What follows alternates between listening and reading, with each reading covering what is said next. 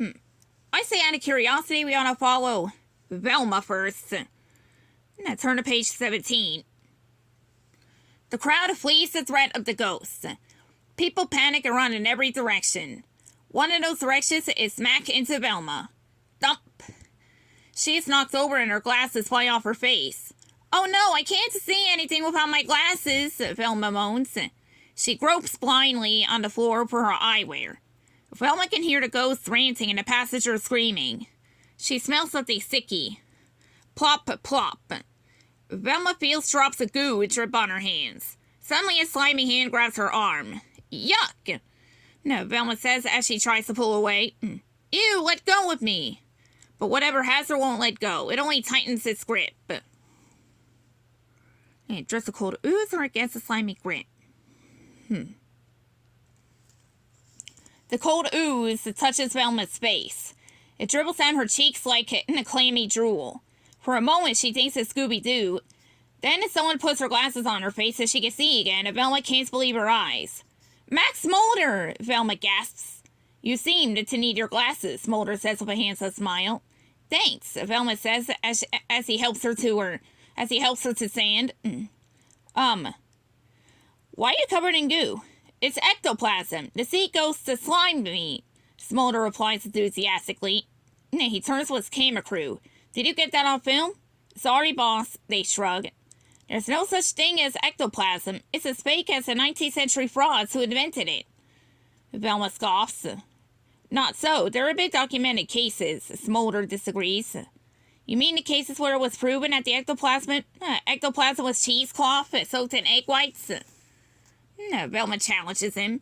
Or the case where it was. A hideous howl is heard as the ghost rushes through the ballroom and out one of the doors. It's getting away, Smolder yells. He runs after the spirit. Wait for me, Velma shouts as she follows. I thought you didn't believe in ghosts, Smolder says. I said that ectoplasm is fake. I never said anything about ghosts, Velma replies. Velma and Max Mulder chase the spooky spirit out of the ballroom and down the hallway. The lights flicker and dim as it passes. A screech rips the air. Wow, light manipulation and sound generation. That's a powerful ghost, Smolder observes. Excited, he pulls a small device out of a pocket. It beeps sharply and rapidly. What's that? Velma asks as she runs beside Smolder.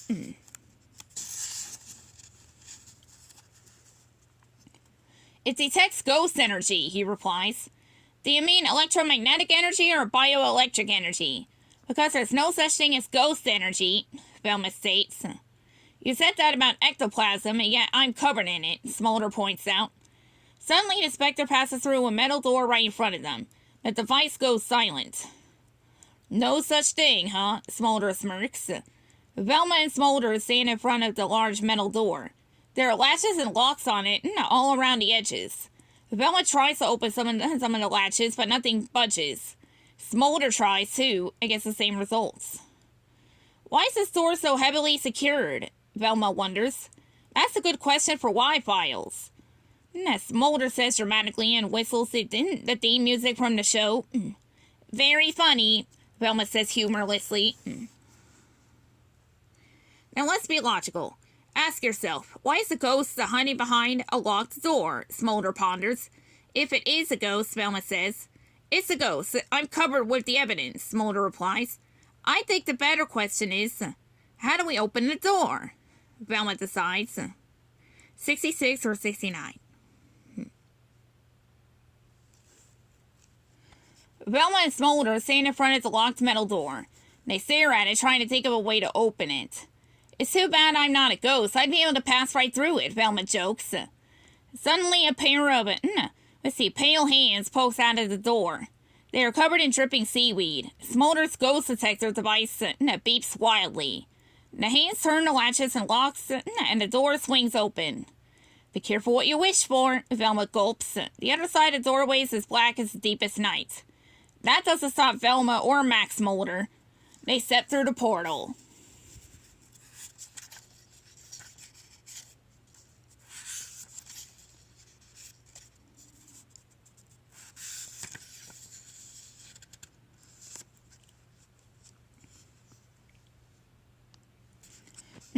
Lightning flashes, but there is no thunder. Velma and Smolder fall. They try to yell, but there is no sound. Thump! Their feet hit the ship's deck, but it's not the cruise ship.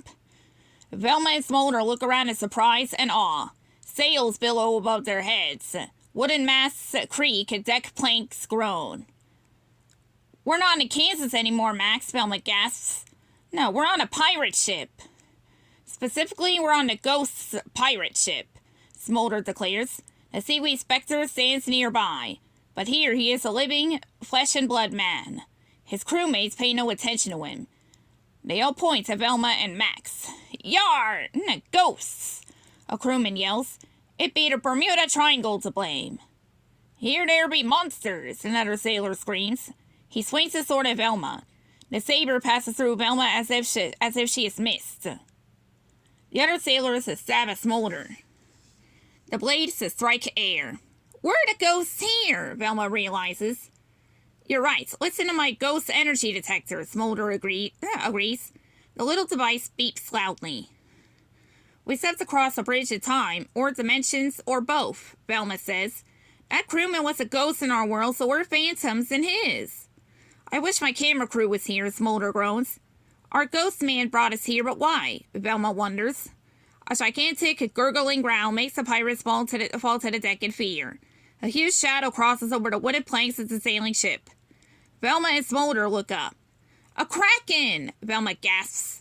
The sinewy sea beast rises out of the water like a rearing cobra.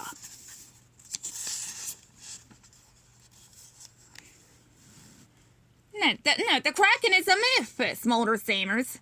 Not in the Bermuda Triangle. No, Velma shouts over his furious sound. Now I know why the ghost led us here. He wants us to stop that monster. How? Smolder squeaks. The sea monster swipes a tentacle across the ship's deck. It goes through Velma, but it suckers onto a crewman. He is lifted into the air and then plunged into the sea. I have an idea, Velma says. Max, can your ghost detector find the energy of the doorway that brought us here? Yes, but Smolder replies. Then find it and get ready to run, Velma instructs.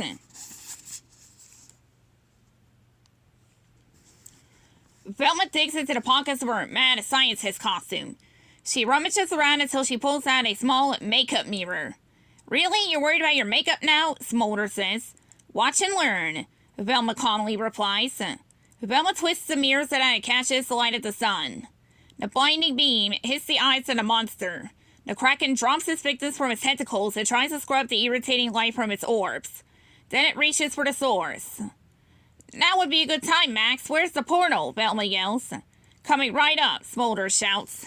I hope. The device in Smolder's hands squeals like bad brakes. A black void appears in the air around and in front of him. Zaps of electricity flap around its edges. Over here, Velma. Jump, Max. Let's bring this kraken home, Velma says grimly as she backs toward the portal. The monster reaches for Velma. She lets it wrap its tentacles around her. She's not afraid. She's a ghost. It can't touch her, but the kraken makes contact with the energy portal. There's a flash of lightning without thunder. There is no sound at all. The sea monster's scream is silence. Velma and Smolder emerge from the portal and tumble across the metal deck of the cruise ship. So does the kraken. It flails its tentacles in the confined space of the cargo hold. Yeah, a sea monster! Fred yells at the side of the beast. Jeepers, what's it doing in here? Daphne shrieks.